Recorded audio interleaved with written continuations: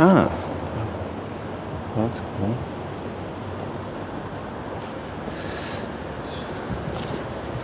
But it's in Dutch. I need it in French. J'en ai besoin en français.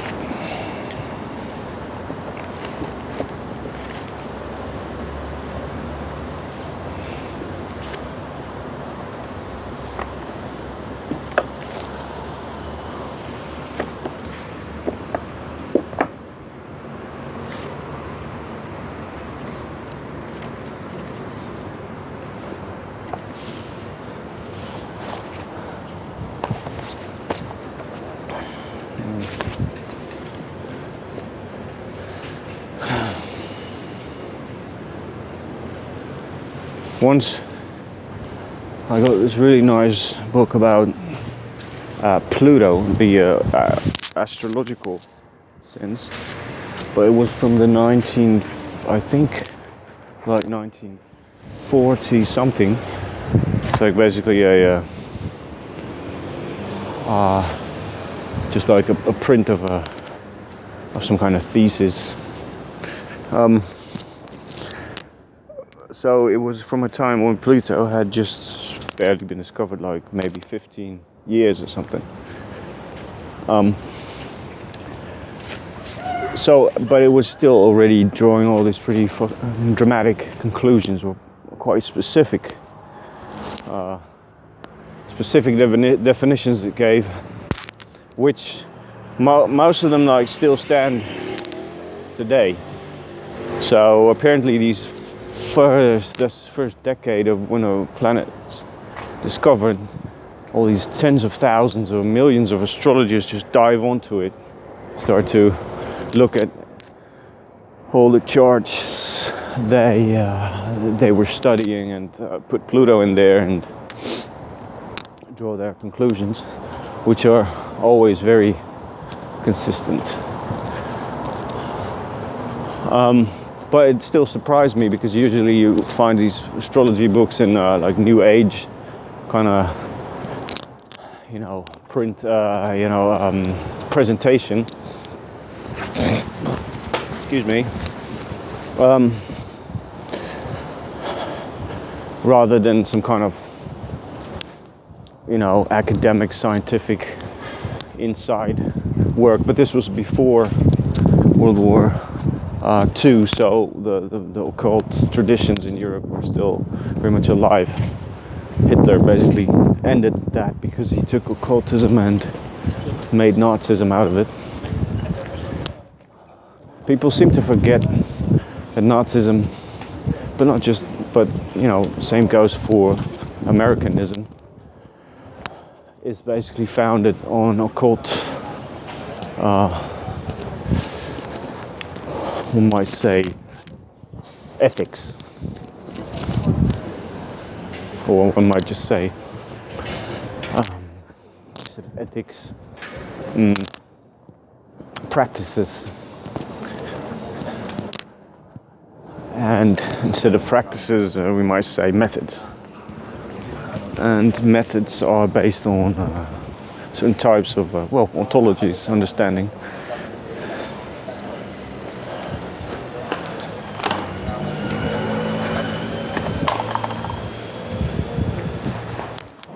It's a mosque behind me. I just remember my Turkish friend once took me to this mosque, not to pray, but to, I think he just had to talk to someone, and I was with him, so he just said, okay, just come along.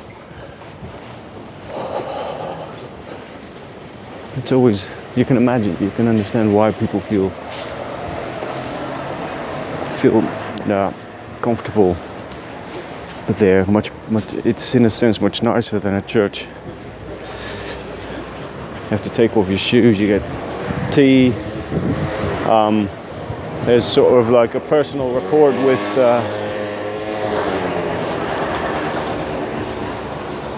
it's more humble.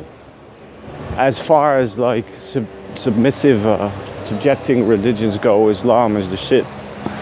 It offers you, actual subjection. It really takes all of the shit out of your hands, responsible for nothing except for basically loving.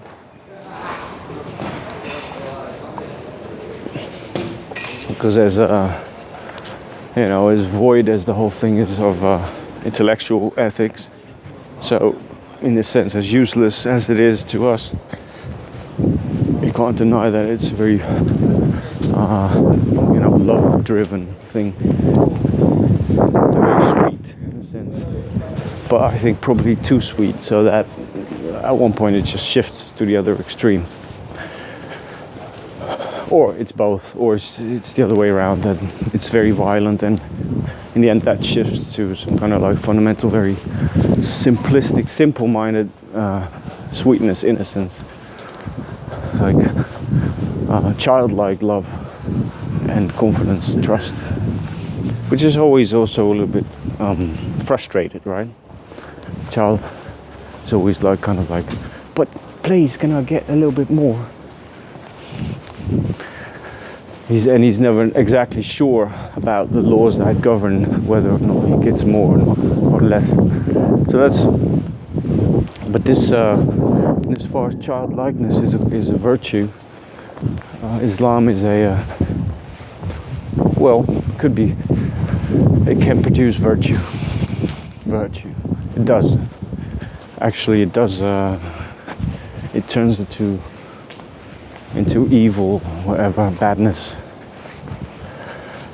when it becomes when it makes pretenses to anything else, to grown-upness, to responsibility. You can't have it both ways, except of course if you really take the book literally and expect of it that it's deals with every single problem that mankind can ever face. But the majority of believers don't stand in it like that.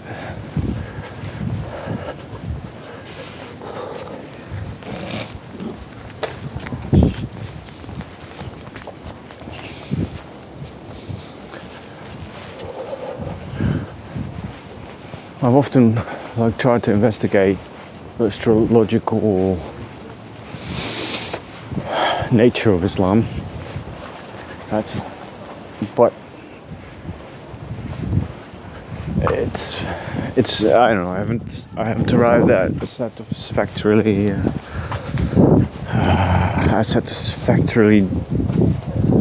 even identifying sort of like the basic things. I think it's a bit more than just one planet or one. But what am I even talking about? I'm talking about this because of this mosque I saw, and because it's sort of a relevant issue in a sense, because it's, after all, it prevails. It's not going to be gone anytime soon. So I'm taking it kind of like basic condition of it's like let's investigate it in terms of self-valuing. Basically what the religious person does is he does not, he relinquishes the strength, the power of or the identity, consistency of valuing the world in terms of himself. It might be that he doesn't relinquish it, but just doesn't have a self yet. So he then instead values himself in terms of the religions, of the God, basically of the congregation and of the words of the God, of the Prophet. And then gradually by this he sort of builds himself a self. So I'm using the word self in two senses, even in this one sentence. By me, when I say he doesn't have a self, I just mean he doesn't have a notion, he doesn't have a fully developed notion of his self. He doesn't have a self in as far as he can sort of like work with it or stand on it. Of course, he has an identity and a sort of a perspective, but this perspective, he surrenders to the identity of the God, and thereby sort of wraps sort of the material, the ecclesiastic material around his perspective, and then acquires some kind of self. But it's still like a proto self. It's not actually like like the Jungian process of integration hasn't begun yet. His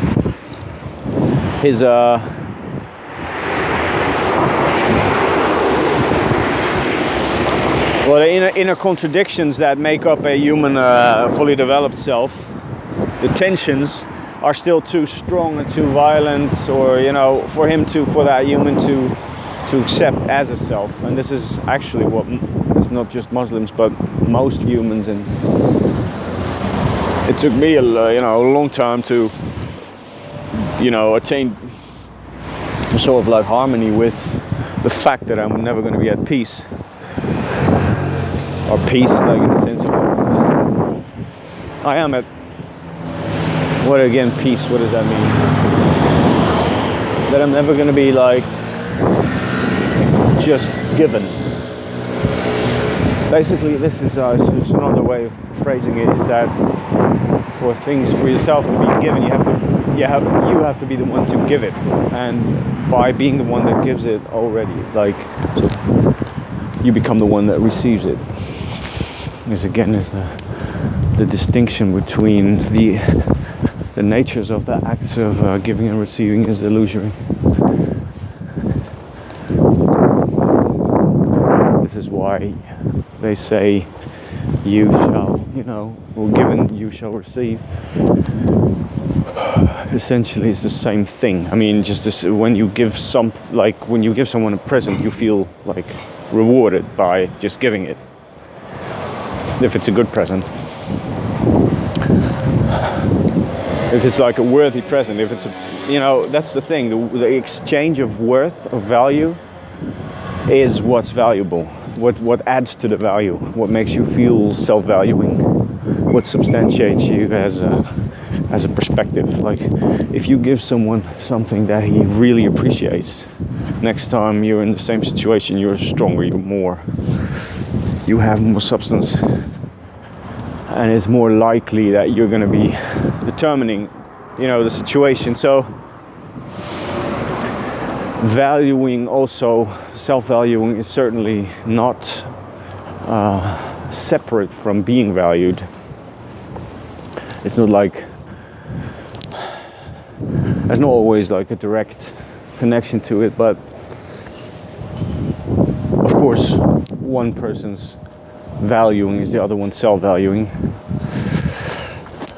We're all interconnected, but we're not interconnected in like sort of like random, occasionally sense-making ways that sort of the billiard ball model of the 19th century predicates, and still predicates to, philosophers who don't have much of mathematical and logical, physics, like scientific capacities. They don't really understand yet that this billiard ball model doesn't fly anymore.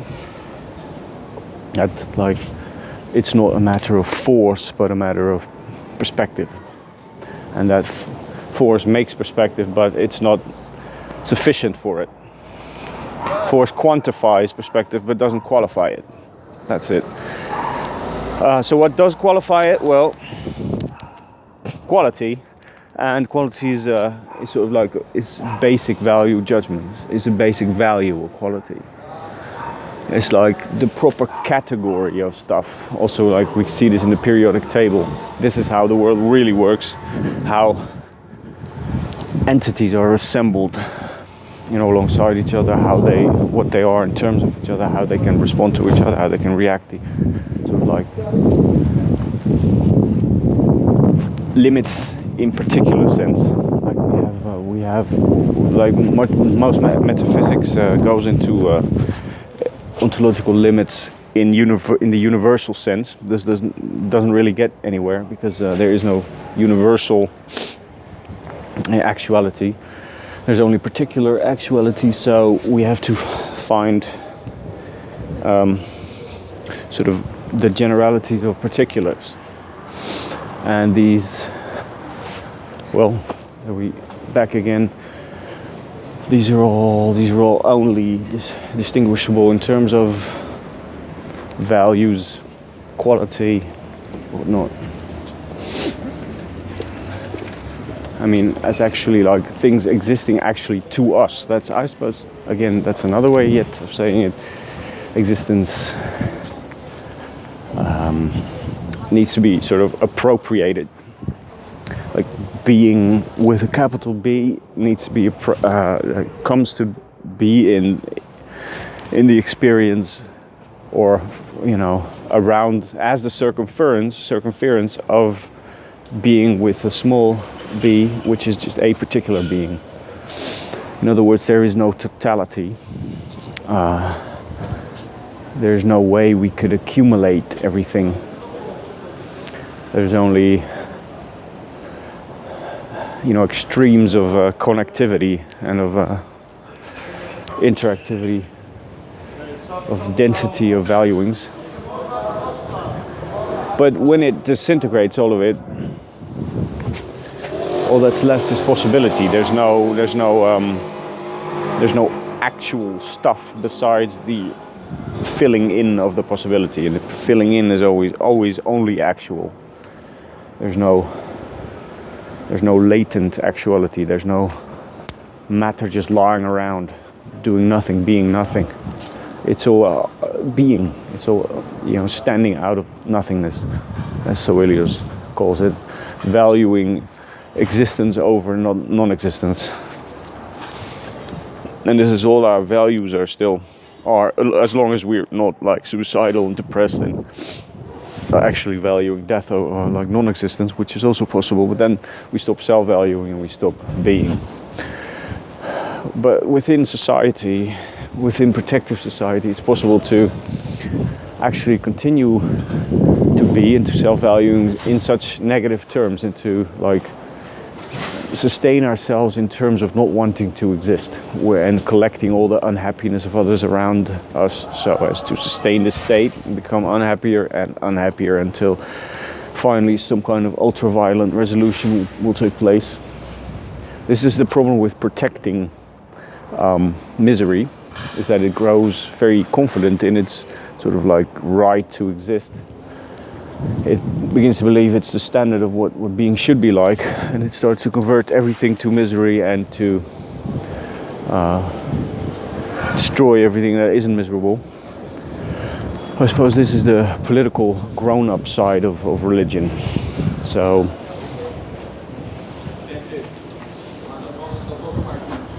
this video is pretty long already. Too long. By God.